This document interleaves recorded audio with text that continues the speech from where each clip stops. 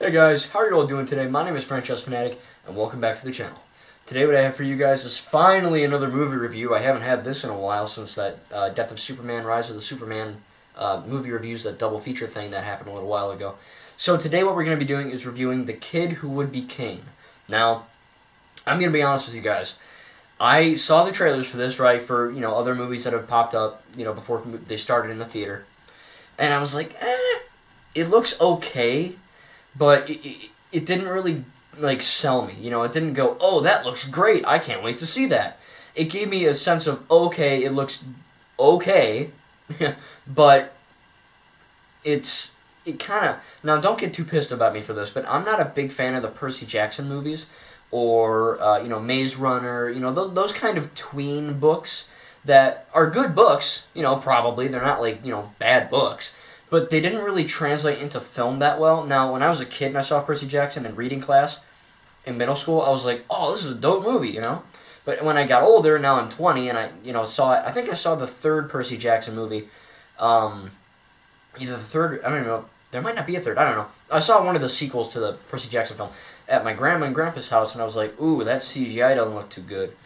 And the acting's not the best either, It didn't really hold up, and same with the Maze Runner, However, this movie, I didn't really do a whole lot of research, to be honest. I'm pretty sure this gives me a feeling that it was a book, and I'm pretty sure it is a book, because it has that same feel. I mean, when I'm watching it, it really gave me a sense that this is like a Lord of the Rings, Star Wars, Harry Potter spinoff with a medieval flavor to it, and the whole Knights of the Round Table thing. It's really cool. I mean, the plot for this movie is fantastic, and this brings me to my whole thing here.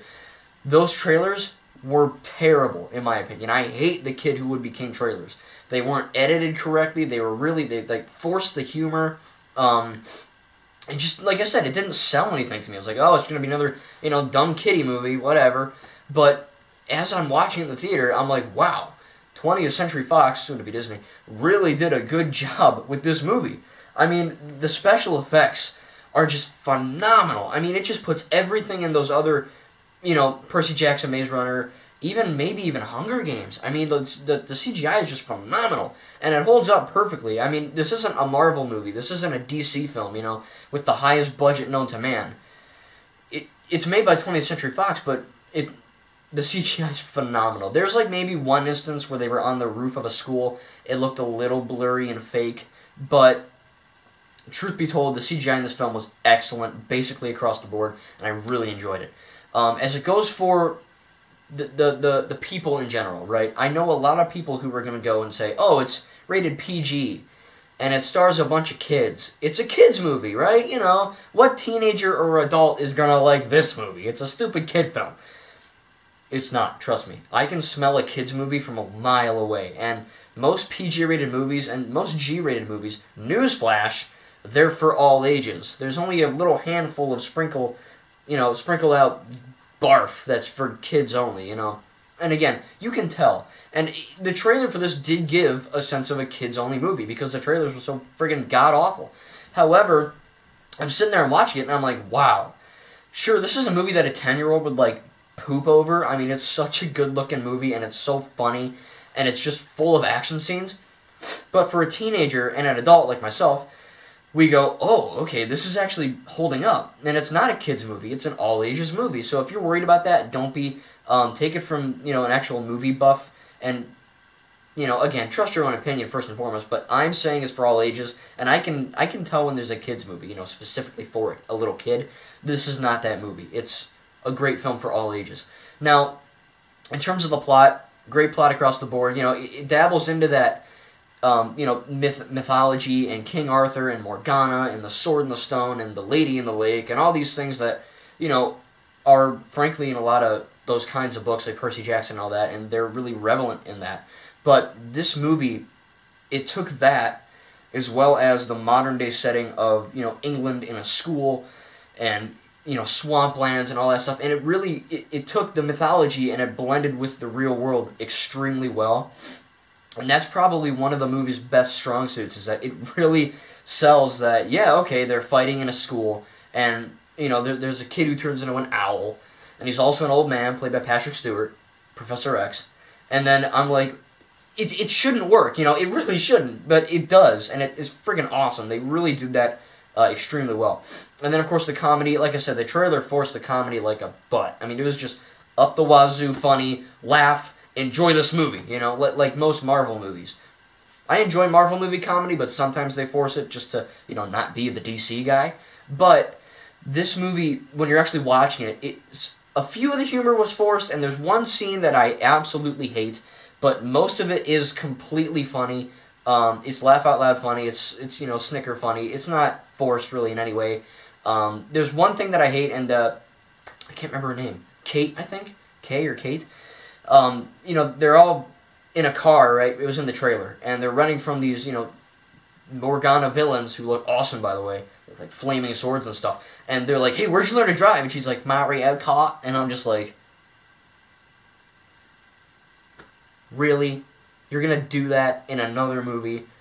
Oh my god. If you guys don't know, it was actually in Ready Player One, that whole scene where they're driving the van, no spoilers, and they go, "Hey, where'd you learn to drive?" And she's like, "Oh, I'm just practicing my Mario Kart." It's the same joke. It's like, come on, guys. Again, I'm not gonna mention that as my overall grade. It's just a nitpick for me. I hate it when they reuse the same exact lines from a different movie, because then it isn't funny. But anyway, off of that little rant, the humor in this movie was great. So that gives a thumbs up for that, not the other one. So, all in all, I mean, the movie, like I said, great CGI, great acting across the board. These kids really sold it. And that was one of my worries. I'm like, these little kids are going to be good acting, you know, it's going to be garbage. They were all really good, actually. And it was funny, you got, you know, the Discount Draco Malfoy guy, you know, the bully, as well as the Kate girl. Kate the girl.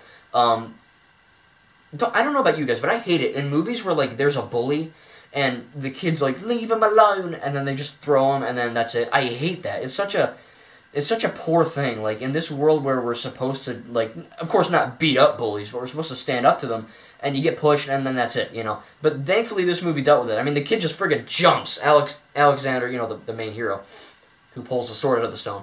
He just jumps, starts beating onto this guy, and I'm like, okay, yeah, it's promoting violence, that's a no-go, but at the same time, yes, because you're beating the crap out of a bully, good for you, you know, you're not taking it.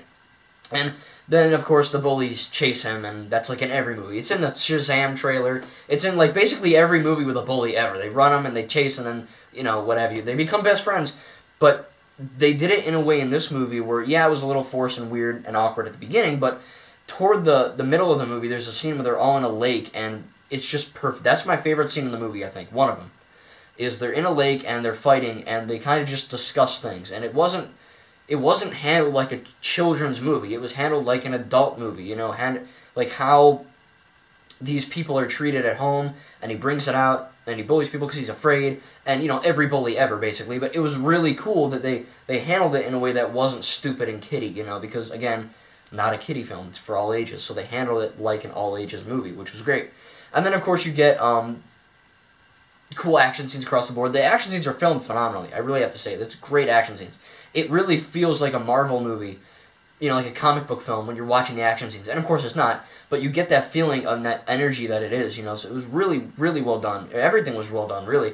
And, of course, people are not going to like this movie for reasons, whatever, you know, opinions are opinions, but my problem is that I don't check opinions anymore. I just trust myself. Like, I used to watch Rotten Tomatoes and be like, oh, they think that of that. Well, I thought that. Now I just don't even look. I don't give a crap about that. But if I did look, it would probably not be very well received, and this movie won't make a whole lot of money.